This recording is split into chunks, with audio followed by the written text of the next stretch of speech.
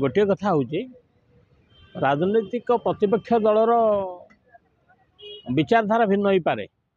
किंतु नवीन भाया गोटे व्यक्तित्व एवं ओडिशा रे 24 वर्ष शासन करिसेंती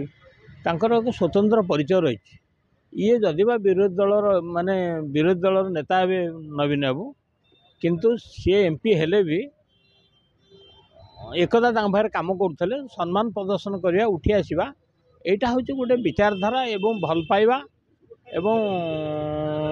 गोटे सम्मानस्पद काम बोलो नहीं एमपी हेले भी से बीजेपी एमपी हेले भी नवीन बाबू पाखे भी केदिन से कम कर आईएएस अफिसर हिसाब से और नवीन बाबू दल प्रति ये थाईपे विरोधाचरण थाईपे किंतु व्यक्तिगत भाव नवीन बाबू को सम्मान प्रदर्शन करवा गोटे एमपी सौजन्यमूलक भाव दायित्व बोली मु भावुची इवन के केतटा जगार मोदी भी नवीन बाबू को उठिक स्वागत कर बोल नहीं तेणुक एक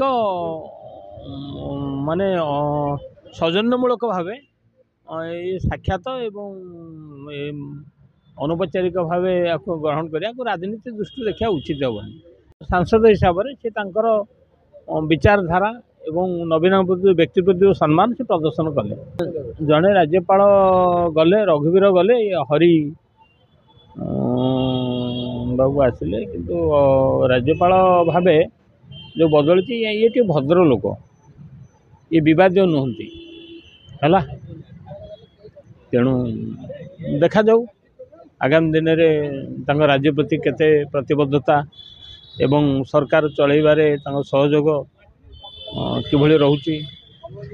राज्यपाल भूमिका निश्चित भाव में सुचारू रूपे तुले बोली आमर विश्वास मारिबाटा ओडावासी ग्रहण कर तेणुक पुओ से बद हो पड़ते तो बोधे से केंद्र सरकार फेरई नेला बहुत सी जहाँ केतबेले अनेक माने घटना बहुल भितर वाद विवाद लगी